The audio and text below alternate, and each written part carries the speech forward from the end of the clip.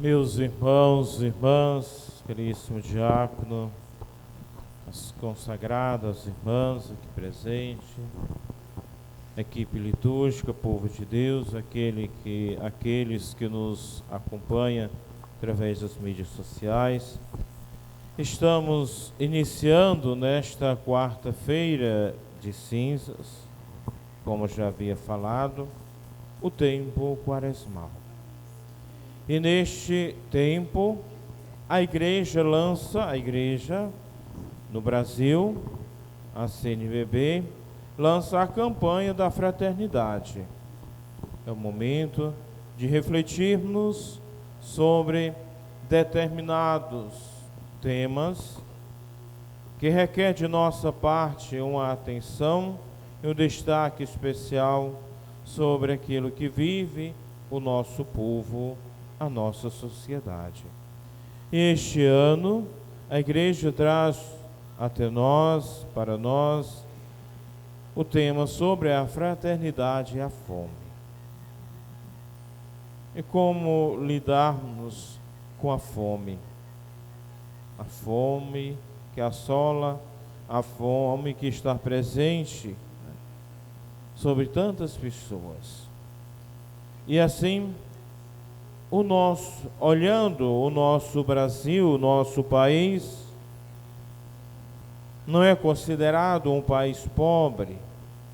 Quantos e quantos países que são muito mais pobres do que o Brasil. Mas, infelizmente, a renda é mal distribuída. Poucos ganhando rios e rios de dinheiro e muitos ganhando quase nada. Portanto, falta políticas públicas, falta interesses daqueles que estão no governo, aqueles que governam, para que possa olhar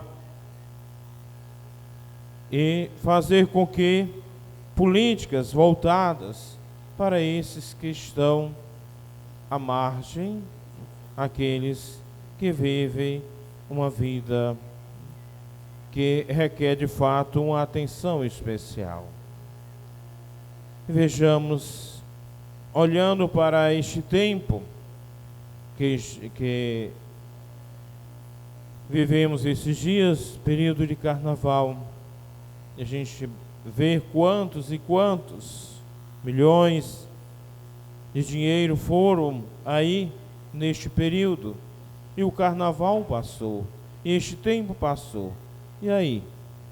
Alguns desfrutaram, alguns aproveitaram de maneira até inadequada. E aí, o que é que traz de proveito para a sociedade, para o povo, diante de tantos dinheiros investidos? E assim, a sociedade, o povo continua o mesmo. E quando não fazem, quem critica? O povo. O povo que são abastados, que tem condições, não. Aquela classe que menos favorecidos. Por um lado, querem se divertir, mas por outro, ver também as situações em que vive o nosso povo.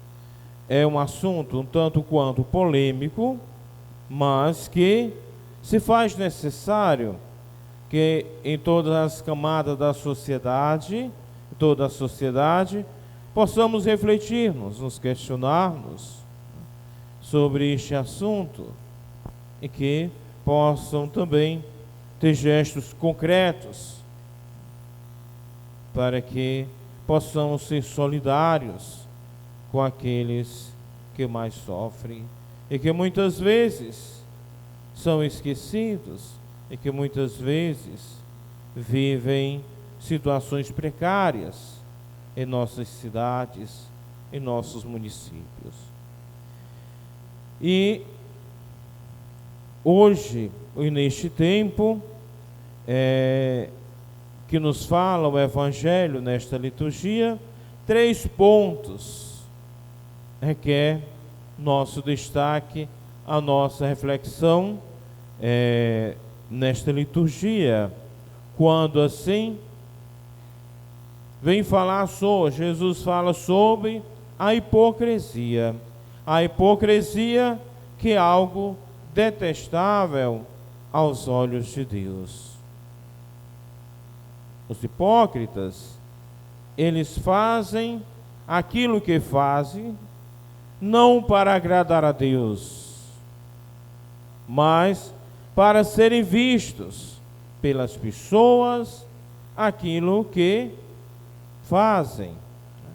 Então, antes de fazer, querem ser propagados, querem ser vistos por aquilo que fazem. E Jesus, ele não aceita tais atitudes, tais comportamentos, tais ações feitas naquela época e feito também hoje. E, portanto, se você faz algo para agradar a Deus, que faça que as pessoas não saibam e nem tomem conhecimento. Mas quantos também querem ou agem da hipocrisia, fazendo e querem que serem vistos por aquilo que fazem.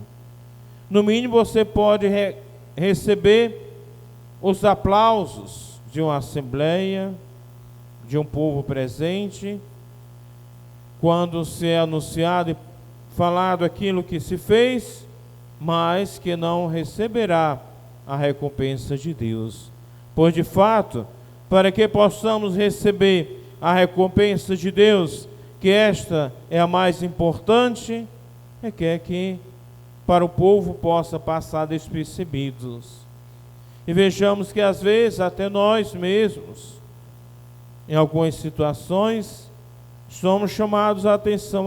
Porque o padre não falou aquela caridade, aquela obra, aquela ação, aquilo que aquela pessoa, que aquela família, que aquela instituição fez para o bem da igreja. Não importa aquilo que você faz, seja uma pequena atitude ou ação, seja uma ação grandiosa, mas se fazem no intuito de agradar a Deus, que façam, mas que Deus sabe tudo aquilo que nós fazemos e dará recompensa a todos nós. Portanto, a nós que estamos ouvindo nesta manhã, nesta Santa Eucaristia, aquilo que nosso Senhor pede de nós, que não sejamos assim. E assim Ele vem falar sobre a nossa, primeiro ponto, a nossa oração. Como nós estamos orando? Como nós estamos rezando?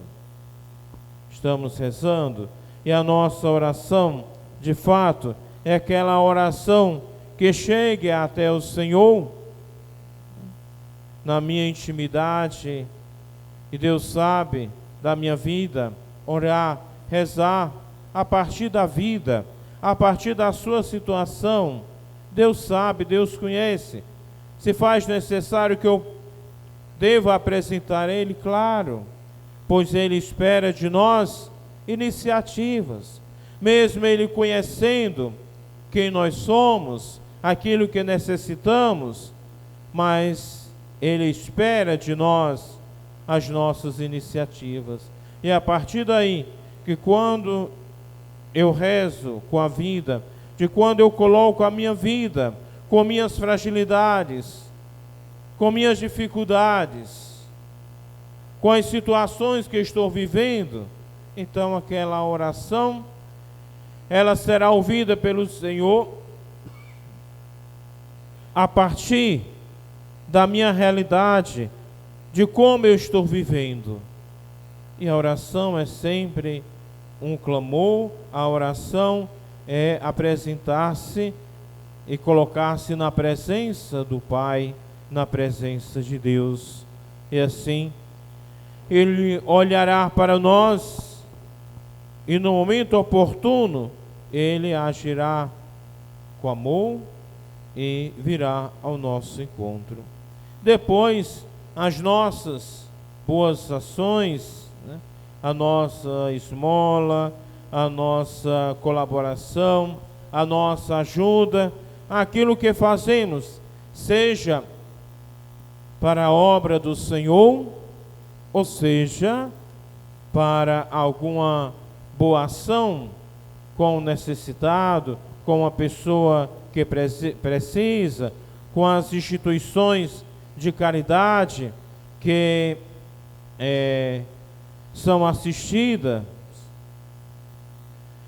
e muitas vezes não tem o devido reconhecimento daqueles que poderiam ajudá-los e colaborá-los para com aqueles que fazem o bem, aqueles que fazem o trabalho com tanta seriedade, com tanto amor, e às vezes não são reconhecidos no que diz respeito, né, aos investimentos, às ajudas que deveriam ser feitas, né, e quanto resultado positivo a gente percebe daqueles que fazem com amor, né, e não para que ser visto aquilo que fazem. Aqui poderemos destacar a presença das irmãs nesta cidade, nesta paróquia.